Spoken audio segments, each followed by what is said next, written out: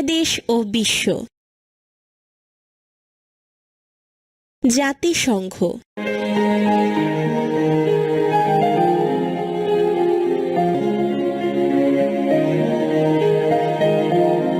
পৃথিবীতে বাংলাদেশ সহ ১৯৫টি দেশ আছে।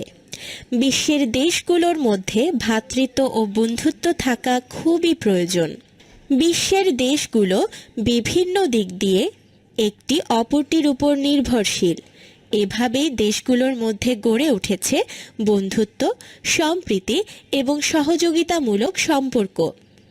সম্প্রীতি ও সহযোগিতার প্রয়োজন উপলব্ধি করে দ্বিতীয় বিশ্বযুদ্ধের পর ১৯৪৫ সালের ২৪শে অক্টোবর গঠিত হয় জাতিসংঘ। এর প্রধান লক্ষ্য বিশ্ব শান্তি প্রতিষ্ঠা। বাংলাদেশ স্বাধীনতা লাভের পর ১৯৭৪ সালের ১৭ই সেপ্টেম্বর জাতিসংঘের সদস্যপদ লাভ করে। বর্তমানে এর সদস্য সংখ্যা ১৯৩। যে তিনটি দেশ এখনও সদস্যপদ লাভ করেনি সেগুলো হল কসোভো, তাইওয়ান ও ভ্যাটিকান। জাতিসংঘের প্রধান ৬টি শাখা।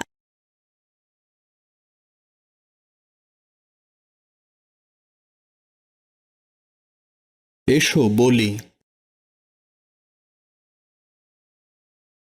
জাতিসংঘের উদ্দেশ্য নিয়ে শিক্ষকের সহায়তায় আলোচনা করো। ১. বিশ্বের শান্তি প্রতিষ্ঠা করা। ২. বিভিন্ন জাতি তথা দেশের মধ্যে সম্প্রীতি স্থাপন করা। ৩. অর্থনৈতিক, সামাজিক ও সাংস্কৃতিক ক্ষেত্রে বিভিন্ন দেশের মধ্যে সহযোগিতা গড়ে তোলা। ৪. জাতি, ধর্ম, বর্ণ নির্বিশেষে সবার স্বাধীনতা ও মৌলিক অধিকারের প্রতি সম্মান প্রদর্শন। ৫. বিভিন্ন দেশের মধ্যে বিদ্যমান বিবাদ মীমাংসা করা। কোন উদ্দেশ্যটি থেকে বাংলাদেশ সবচেয়ে বেশি উপকৃত হয় বলে মনে করো? শ্রেণীতে সবার মত যাচাই করো ও ভোট নাও। এসো লিখি। বাংলাদেশ একটি ছোট রাষ্ট্র হলেও জাতিসংঘে কি কি অবদান রেখেছে তার একটি তালিকা তৈরি করো।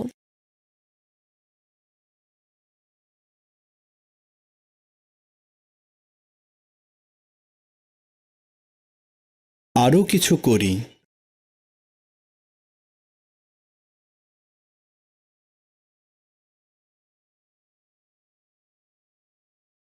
প্রতি বছর ২৪শে অক্টোবর জাতিসংঘ দিবস পালিত হয়। জাতিসংঘ পৃথিবীতে যে সকল ক্ষেত্রে অবদান রাখছে সেগুলো সম্পর্কে এই দিনটিতে বিদ্যালয়ে কি করা যায় তার পরিকল্পনা করো। যাচাই করি। বাক্যটি সম্পূর্ণ করো। পৃথিবীতে জাতিসংঘ যে সকল ক্ষেত্রে ভূমিকা রাখছে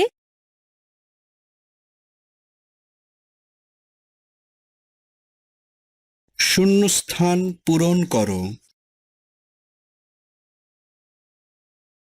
১. বিশ্বে এ পর্যন্ত ২টি বিশ্বযুদ্ধ হয়েছে। ২.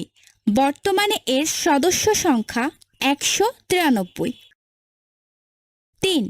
জাতিসংঘের উদ্দেশ্য বিশ্বে শান্তি প্রতিষ্ঠা করা।